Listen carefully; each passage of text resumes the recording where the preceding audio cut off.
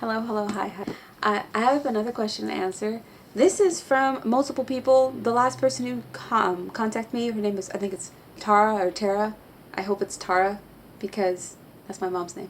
But they asked me basically how much of something you're supposed to make for your website. And I thought this was a great question because it's not a trick question, but it kind of just depends on how you run your business. This is basically like a supply and demand kind of question, and I think it's really fun because I personally just changed the way I do my entire business, and it's been great. So for starters, I will say you have to kind of decide what kind of business you are. Are you a business that makes products once someone orders it, custom products, handmade to order, or are you someone who just has stuff like ready to ship? My business is a mixture of both. I actually started out being I had stuff ready to ship because I was making coin purses and bags and like things like that. And then I quickly became a custom clothing business.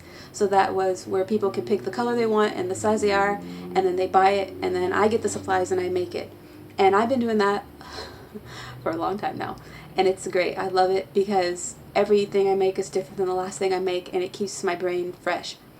I also think that I guess I could talk a little bit about pros and cons of both, but I don't know if there are really. I will say the pros of custom made to order is if you want money right away.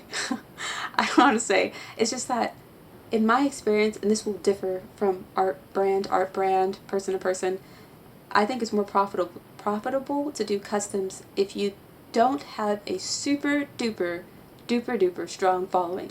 I think I have a good strong following, but I don't think I have a super duper super strong following in the sense that I can just sell anything I make. And I've seen artists do this, and I really admire anyone who can just put something out there and it'll sell immediately. I think that's awesome. I don't have that reach yet. That's my goal though. But basically, because of this, I find it easier that if you can just make something custom, you're more likely to get a customer because you can cater to literally anybody. Anybody's ideas or dreams, they can come to you and you can bring them to life. The only issue is that customs tend to be more expensive, and so if a customer is not used to custom handmade prices, they may shy away from this. But in my experience, it's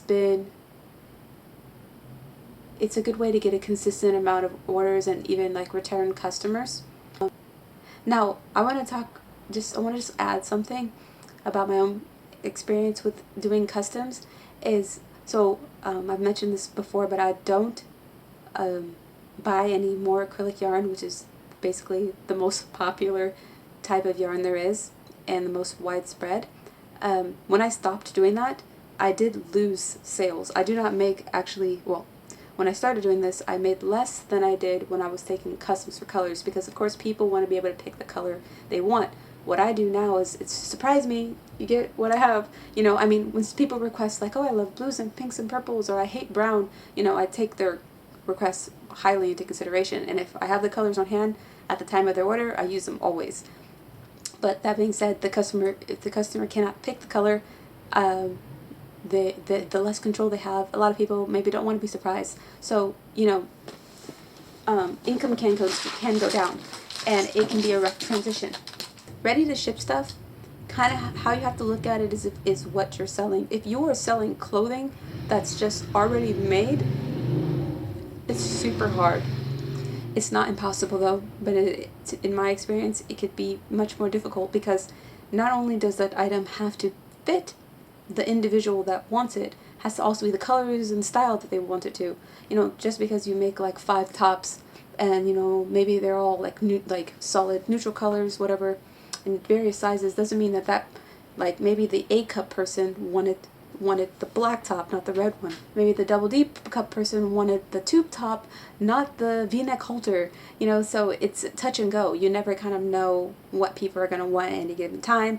Then there's also the issue of seasons. So not everybody lives in one part of the world. You can't just make stuff for California girls. You have to think about everybody in Michigan too. So it's kind of hard in that sense to have just stuff ready to ship. Um, since I do both, and I've done both for a while, but I do both way more now than I did before. I kind of can see that it is a good idea to do both. Now, you can have stuff ready to ship, and I think it's a good idea to do this, especially if you do customs, because another thing I've noticed is that people do not want to wait. This is way less common now. I'm telling you though, when I first started out, it was a big issue, but now that there are so many handmade businesses out there, people are more aware that time frames of like 3 to 4 weeks are normal, and people are willing to wait. They understand like, oh, handmade takes time, you have multiple orders, so it's really great. But it's also awesome to have stuff ready to ship for people who need it now, because it's kind of like extra money in your pocket, you know, kind of like a background, kind of like a side job almost, is kind of how it feels for me. And I feel like if you are specifically doing if you do a big kind of custom project, say you're a painter and you do like big murals, or like maybe you make clothing and you take on those kind of customs, I think it's good to do something that takes you less time to have ready to ship. So if you paint, and people already do this, but like if you paint and you have originals, then you have like stickers or prints, you know, those are the ready to ship things that you have on your site. If you make clothing, then something, maybe earrings, or, you know, leg warmers, or yoga socks. That's kind of what I do. The smaller items that don't take you as long to make, it's nice to have those kinds of things ready to ship, or like small bralettes, things like that. There isn't a set number of items you need, but one advice I can give you is that I personally like to have, this is a goal of mine that I just started. Basically, I try to always have my rent, the amount of rent I have to pay each month, in ready to ship items on my site. That probably sounds insane, but depending on how you price, it can add up pretty fast. If you live in California, it takes or New York, it can take some extra effort. But that strategy that I have been doing has been successful so far since I started it in January. I started it very, very recently, because I don't know if there's a science behind it, but it's kind of just a goal I work towards myself, that while I'm also doing orders, I try to also work on stuff ready to ship, so that I kind of just have two sources of income going. If you don't have a system yet, think about items that you could make again. If you don't make clothing, or you don't know, like, if you can't like make for every size, right? Think about stuff that you could make several times. I talked to this really cool person on Instagram. They're starting out by making bunnies and like loveys, and I think that's a great idea, because it's kind of like a one-size-fits-all item. Same with jewelry, which is why most of my ready to ship stuff has become earrings, because it's kind of like, unless, you know, one-size-fits-all kind of thing, unless people don't have their ears pierced. But then I don't have to worry about if it fits or not, because it's ears with holes, you know. If you're not used to doing customs, but you want to start out, think of something that's very easy for you to make, that you can make 100 of. That way, if anyone asks you, you already know what to do. If you want to have stuff ready to ship, I think it's a good idea to make a bunch of something that is also easy for you to make. Something that doesn't take you a super long amount of time at first. You know, make the easy stuff first. I think it actually looks better to have more on your site than less, because people might think that you're not active. This is a personal thing. I'm thinking from my own brain today, as opposed to someone else's. But say if I go to someone's website and they only have like 3 items on there, I'm gonna be like, oh, they're not in business right now. You know, they're probably just taking a break. But if someone has a lot of stuff on there, I'm thinking like, oh wow, they have so much variety. I don't know, like, it's easier to window shop and kind of like look around. I don't know how to explain it. It's like a psychological thing. I also think that aesthetically, it looks better if you have more of the same item, maybe in like different colors, especially when people take product photos, like one big photo and you have like a bunch of the same thing. I don't know why, but I I feel like that's just so impressive, especially when it's handmade. I'm like, wow, you made all of these things. You know, it makes me more inclined to like go check out that person's website. One person in particular I really admire, and they do shop updates. You know, they do ready to ship stuff. They don't do any customs. It's Sweetest Tangerine. I follow them on Twitter, and they have these really pretty big product photos. They're like, oh, these are the items that are going to be for sale later, you know, and then you go to their website. I like to do this when they have updates. I go to their website and I just look through all the items, you know, like, it's very aesthetically pleasing, like, because they all kind of go together. Another good rule of thumb I use when I don't know how much something to make, especially if you, like, nobody wants to spend all their time doing something that they want to be paid for and then not get any payment from it. What I do, like I said, I kept myself basically at rent, right? Or a certain amount of income for the week, you know, like, because I like to get paid the same way people who have 9-to-5 jobs get paid, where it's every week or every like 2 weeks. Like, I like that kind of income coming in like regular. So when I do ready to ship things, I will make a certain amount for just that week, you know, like I'll this price bracket for this week, or like I said, I'll do like the amount of rent total, right, for the items. And I recommend other people doing this. That way you're not making more than you need, and you're not investing too much too fast. But I honestly think more than less. And the way I look at it is don't, if you have a regular job, like if you already are working and this is not your full-time job, like if handmaking stuff is not your full-time job, I would say at least 2 hours a day making something. Time yourself. You know, if you make slippers, right, only work on the slippers for 2 hours per day. If you have more time in your day, then definitely dedicate it to your side hustle. If you do this for a living, I think that, and you don't do customs, definitely like 4 to 6 hours a day you should be making stuff for your shop. And it doesn't always have to be actually hands-on making. Like, advertising is a huge part of this business. Like, taking product photos is very important. So basically what I'm saying is I do think it's a good idea to have more than less. And the reason is because even if, say, you make a bunch of stuff and none of it sells, I think it's very important to market things slowly. Like I said, I think it's a good idea to take one giant product photo because I think it's captivating. But also take one individual item for that photo and then, you know, slowly reveal it. You know, do one item a week or every 3 days, you know, show a new item.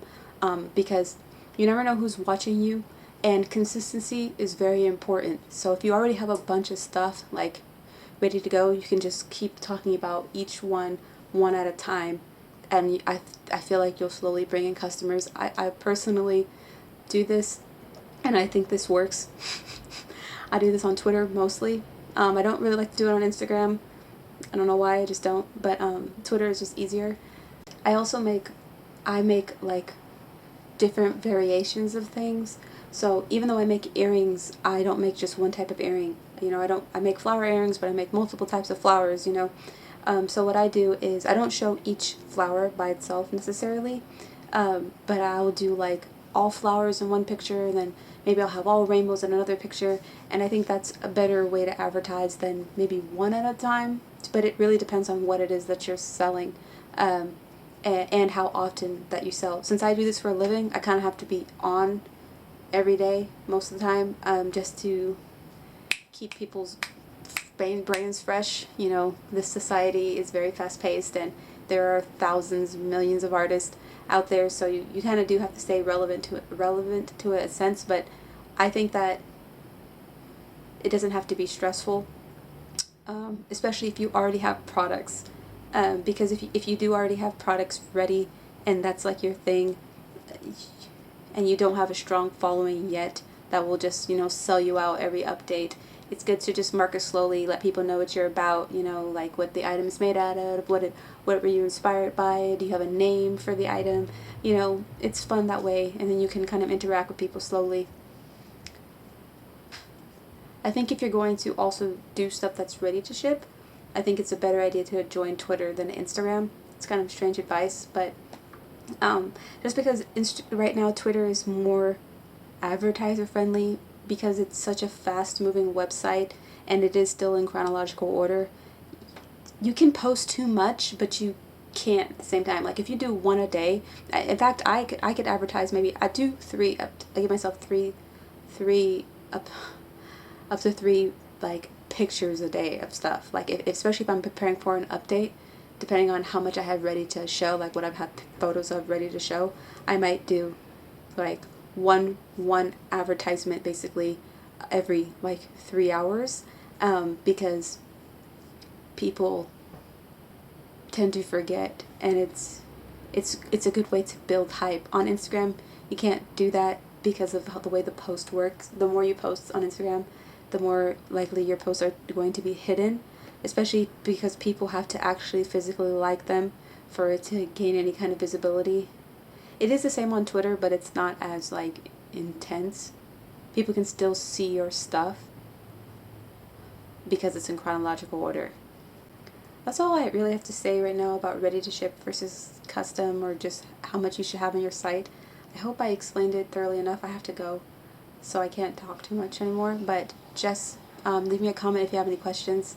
Hope this video was helpful. Bye.